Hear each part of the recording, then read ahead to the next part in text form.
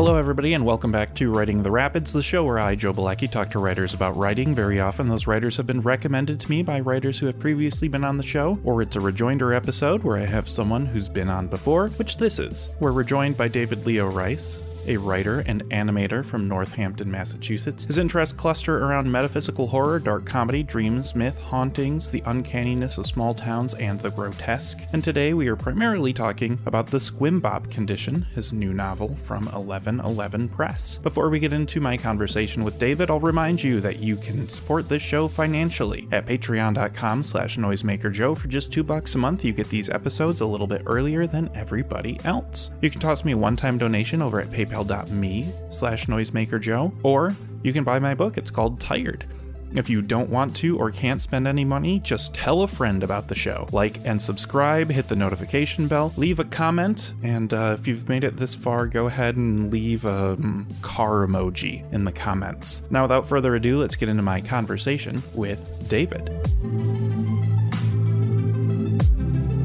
So it's been a while since I've read a Squimbop story. I think I encountered them when we first talked, when we were talking about Drifter, your short story collection, which contains the first two chapters, stories, pieces in this book.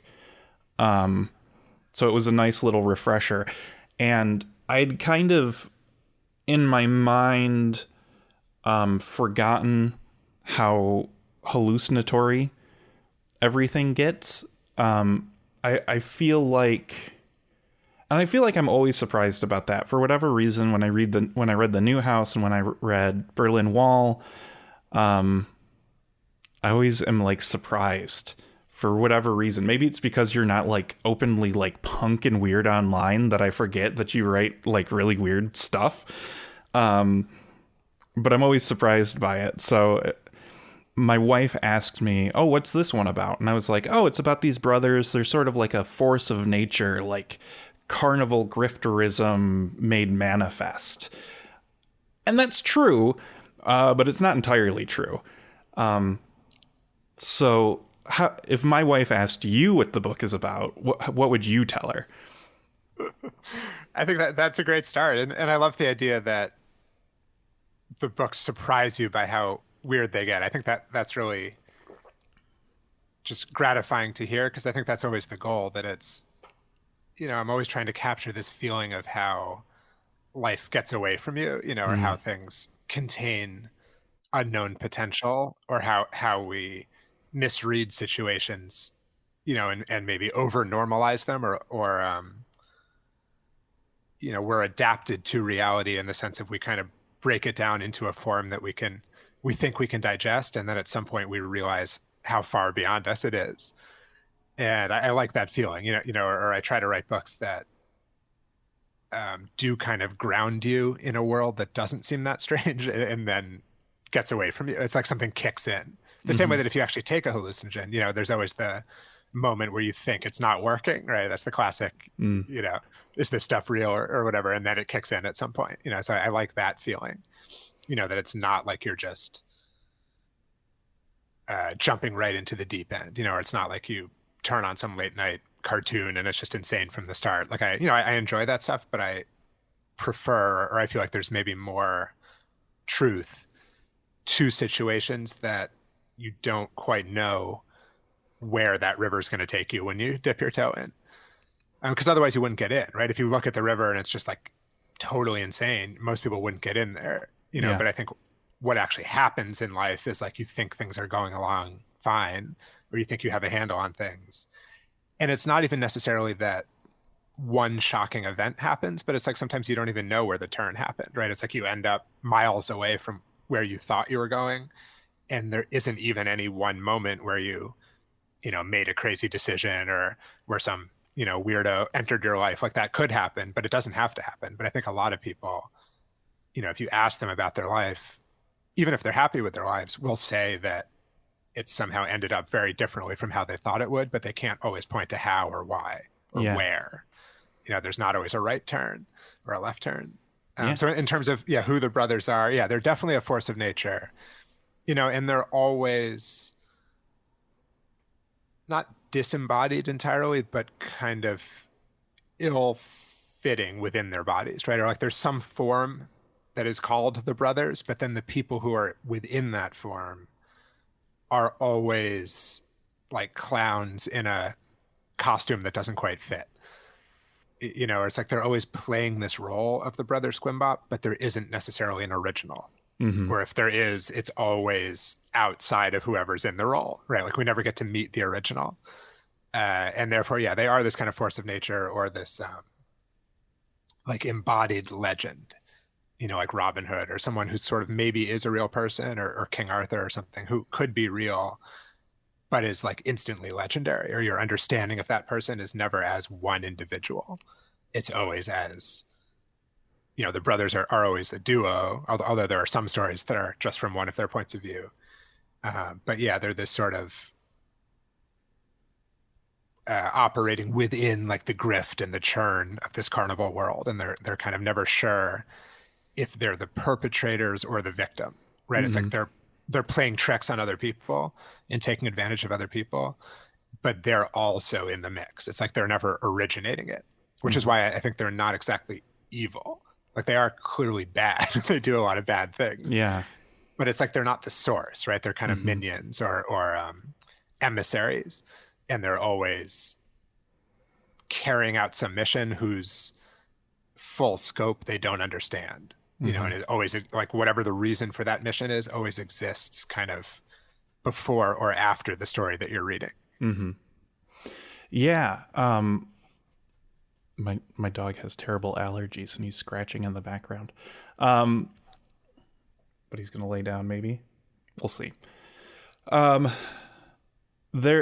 So I feel like the easy metaphorical analysis for these guys is fascism. And just by virtue of the week I read it this past week, I was thinking about it an awful lot. One of the notes I wrote down is it makes sense that these guys are not only viral, but also cannibalistic. And without dating the podcast too much, like an analysis of fascism is that it is always self-defeating because it can, once you exterminate the outgroup, if that's at all possible, you need to create another outgroup to keep the machine rolling. So it like makes sense to me that the brothers Squimbop would encounter like the Squimbop but spelled differently, and you know, maybe one of the primary Squimbops would be called a pseudo Squimbop by everybody else. And then you wonder, maybe he is. Maybe, like, I mean, you just said there's no original, but like the narrative is kind of hasn't necessarily made a disconnect. Even though they're shifting perspective, it is in both first person and third person. And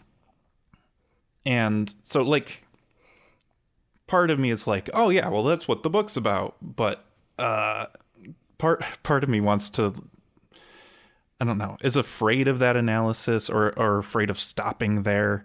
I feel like the book is too good for it just to be a political satire. So yeah, I don't know. Like that was my big struggle with the book is like, I don't know. I guess my struggle with life, this whole, like, I don't want it to just be this thing. I want there to be, because it's so magical and fun and bizarro and it's such a wild ride. I don't want it to just be, the thing that it appears to be to me. Yeah, hopefully it can be many things, or it's, like a magnifying glass or a window or, anything that you look through, any kind of lens. It depends what you're looking at. Mm-hmm. So you can look through, the concepts of the book at the current political situation or political history, or you could look at it, in just this kind of bizarro realm with, hijinks and antics and mania happening, or you could look at it in a more personal light, but I think that theme is definitely there. And, I suppose any, let's say, murder focused political movement, whether far right or far left, gets excited about, killing all the enemies. Mm-hmm. And if you start that, if you start burning that fuel, you almost always, this is kind of a gross way to put it, but it's like become a victim of your own success. Like if you kill enough of whoever you consider the enemies to be, you inevitably, need to throw more logs on the fire. And like you said, you have to then start killing whoever you thought your friends were. Mm-hmm. You see that with Mao, Stalin, Hitler, I mean, Franco. There's probably no example where that doesn't happen, right? It just has to happen. Yeah. I have a good friend from Romania, and he says one of his first memories was seeing Ceausescu executed on TV, Oh my God. when he was a little kid. And he said, it's the classic thing that it's like if you start the logic of scapegoating and you say we have to kill all these other people and then we can get to the golden age, and we can restore our country, or we can we'll be free of this infection, whatever metaphor you use to justify that. If it happens and you start doing it, it never stops anywhere until it reaches you. It's like you're almost always signing your own death sentence. Or the same thing of, like Nuremberg trials, if we just like hang enough of these guys, we'll be done with this thing, right? And it's like, you're never going to be done with it, right? It's, maybe you should hang those guys, but it's like you're never going to deal with the root cause unless you think about it on some much deeper level. And maybe that's the weird thing about killing people, to put it that way, is that it's too easy on the one hand and too mysterious on the other, in that, through a very simple process, you're enacting something that no one alive can understand, which is like, what does it mean to be dead, right? Or what really happens when someone dies? And it's just kind of beyond us. And therefore it's scary that we can do it so easily. And yet it's very hard to stop once it starts. Mm-hmm.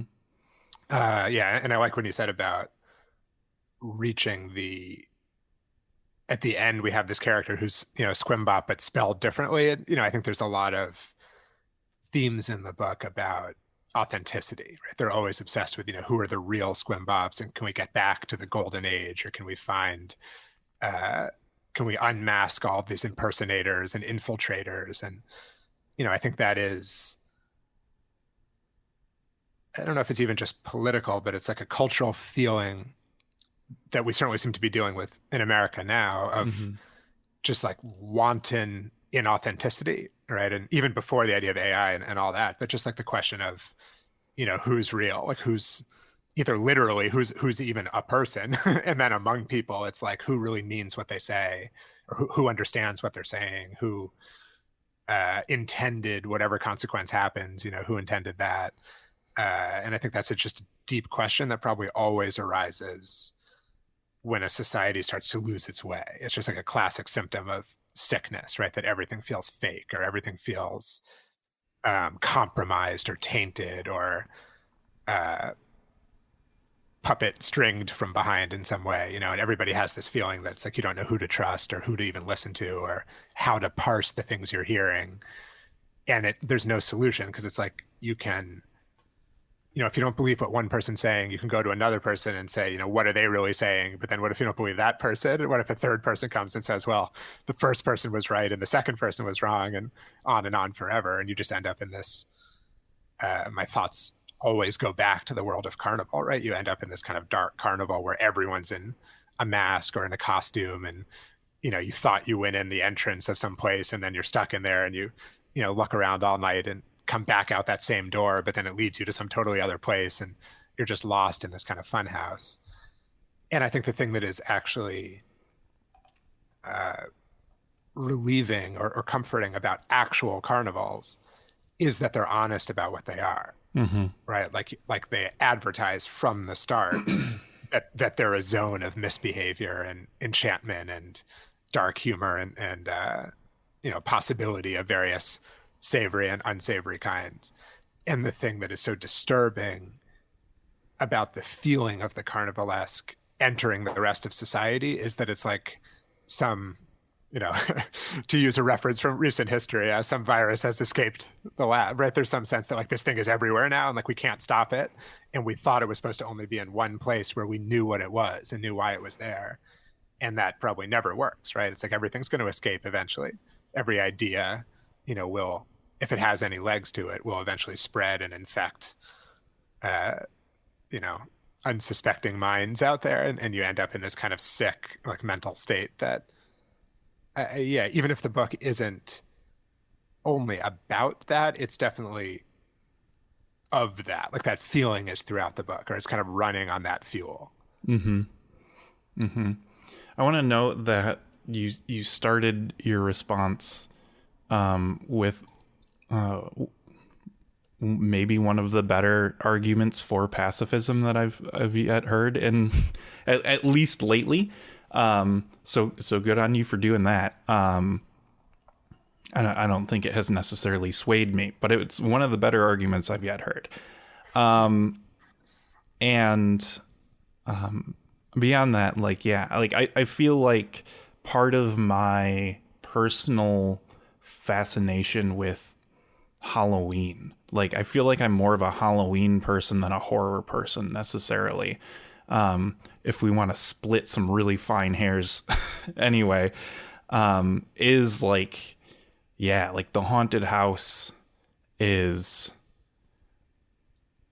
a safe place to transgress, but also a means of like appreciating things that you wouldn't normally appreciate. Like part of what I'm into when I go into a haunted house is the set. The actors are less interesting to me than the environment that they've constructed. Whereas like, well, it's just a kitchen and it's a messy kitchen. But like we purposefully made this.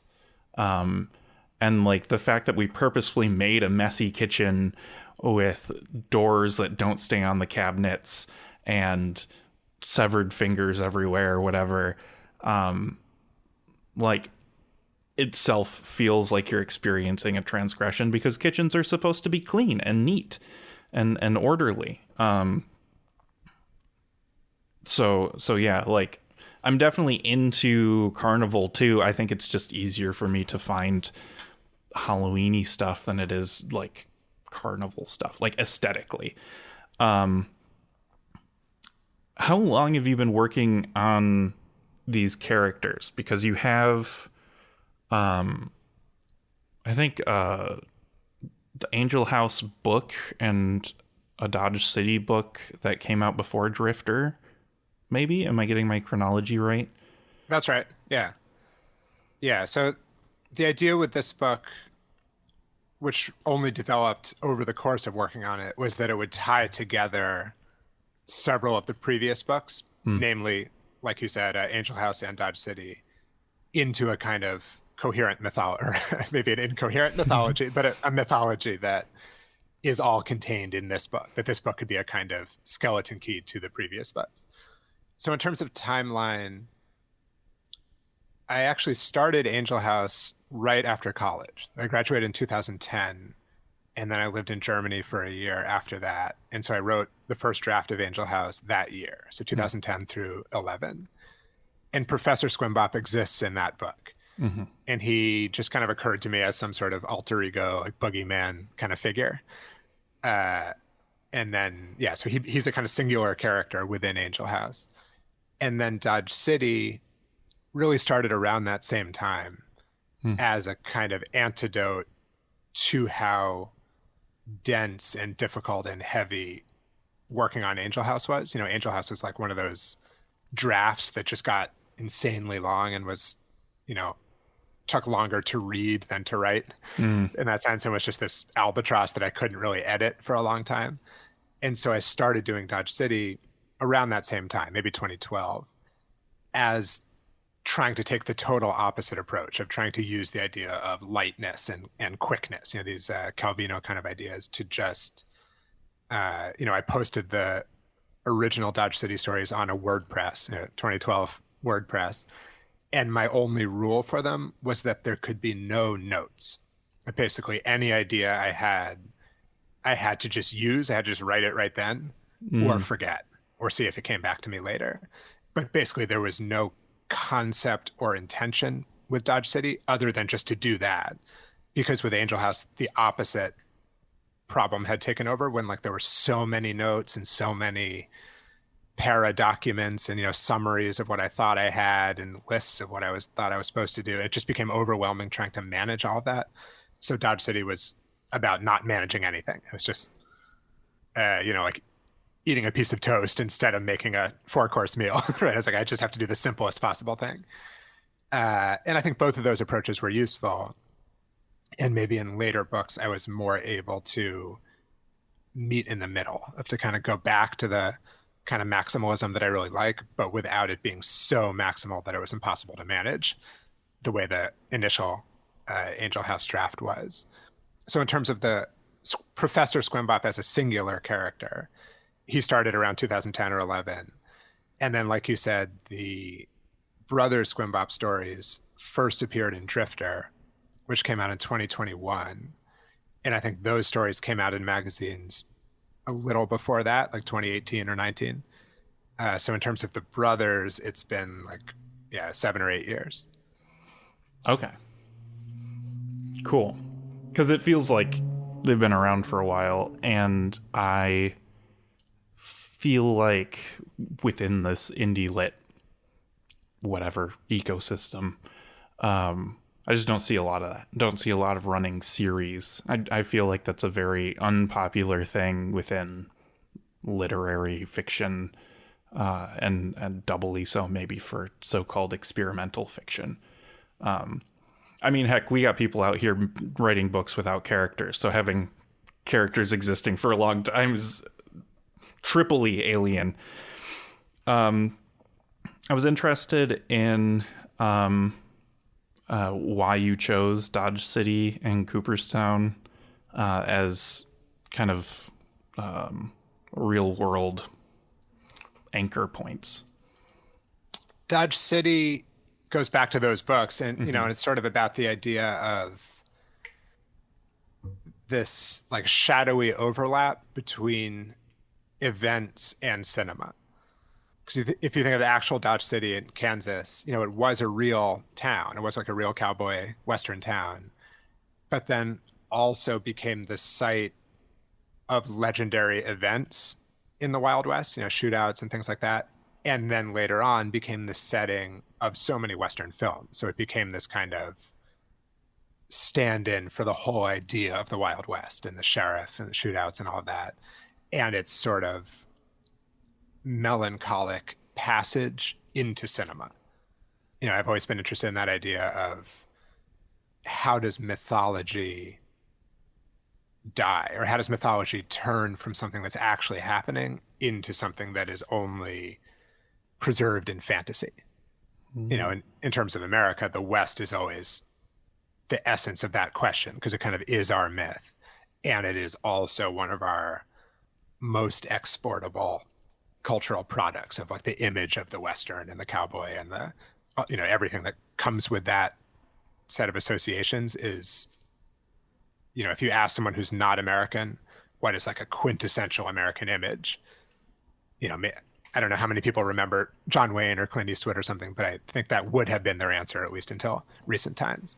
Yeah. And in general, it's kind of what you said at the very beginning about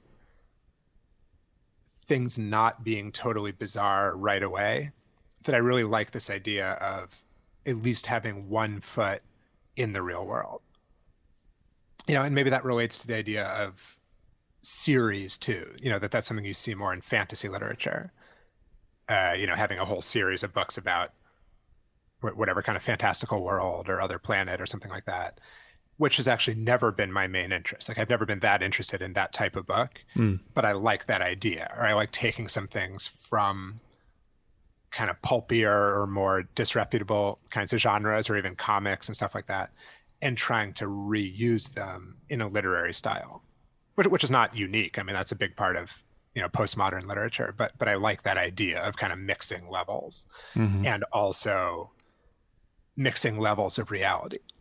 Having even within a given story, having some characters who seem like fully realized three-dimensional, psychological characters, and others who seem like stick figures, or who seem like they belong in some, like, cartoon from the middle of the night, Mm-hmm. and that those people actually coexist, which I think feels real. I think it often is the case that you meet people who feel like they're, extras from some other dimension, and you just like encounter them once and they leave some impression on you. And, maybe if you got to know them better, you would see more dimensions. But the reality of your life is that you don't get to know them better, that you just pass them in the night, but they leave an impression on you. Mm-hmm. Maybe that's what we mean when we say someone's a real character, right? It's like, it means you don't know them that well necessarily, but there's something about them that is very prominent and strange and interesting. So yeah, I just enjoy that idea. And I think in terms of Cooperstown, I think I heard somewhere, I could look it up now, but that there is some museum of like the history of comedy or the history of clowning. Something crossed my mind at some point that there was one of these museums in Cooperstown. And I just liked the sound of it and the idea that there's something very unglamorous about it, and that it would be the place where this media center would be built. And also, there's this whole history of the Borscht Belt, and these old hotels in the Catskills north of New York City, where I think largely before air conditioning, a lot of New Yorkers would try to go up into the mountains in the summer just to get cooler conditions. And there were these big hotels, like in the early 20th century, where there were famous comedians, and all these kinds of vaudeville or slapstick or early stand-up types of comedians would perform in these hotels in the Catskills, especially Jewish comedians, which came to be known as the Borscht Belt. And I just like that idea of like the history of comedy and the history of these kinds of outrageous characters who would, cross through people's lives and then disappear. Yeah. Cool. I like that. I just looked it up. It's a history of baseball museum. Okay. Fair enough. Which, very America, baby. That's just right next door to the Apple Pie Museum, and there you go. I wrote down some quotes, largely from earlier in the book, when they're doing their professor circuit thing. No claim we make ever gets enough traction to become taboo. Was such a fantastic line for me, because it feels very true of, this is obviously before they've like kind of subsumed the entire world with their influence, and it feels like some, F-tier manosphere podcaster who, like, I don't know, maybe somebody will make a TikTok dunking him, but like he's not even worth it to do that. And like their own, I don't know, cowardice or maybe like excitement, self-inflated sense of grandiosity causes them to dip out before they've ever really had a chance to be more than a curiosity for these community college students who are like, yeah, I took this class that ended up getting refunded because the professor left after 2 days and he was saying weird stuff like the Ice Age never happened. And later, like 40 pages later in the book, there's a sentence that says, I just wrote down the last half, but and by showing them make it true. So like we're going to continue working on shifting reality just kind of by asserting things about it, which is something that like in my personal life see other people do, and not to like any sort of catastrophic end or whatever, like something about like women on the internet over the past decade or so, just like asserting in public I'm hot is like, to me, terrifying. And so I acknowledge that action as like a really powerful thing. Like that is a kind of contemporary magic to me. that you can just decide something about yourself and state it, and anybody who could possibly disagree with you just doesn't know what they're talking about. How could you possibly know me better than myself? Sort of thing. And as a fan of Max Stirner, like that is power. Like that is ownership as he describes it, right? Like I'm exerting my own influence, my own will over how I appear. And I will do it harder than you, so therefore I will always be right.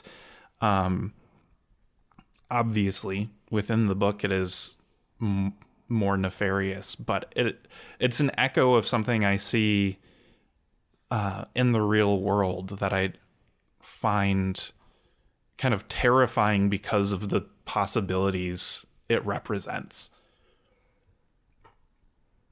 Me too. I think there's always this tension between, word and reality, right? Or map and territory.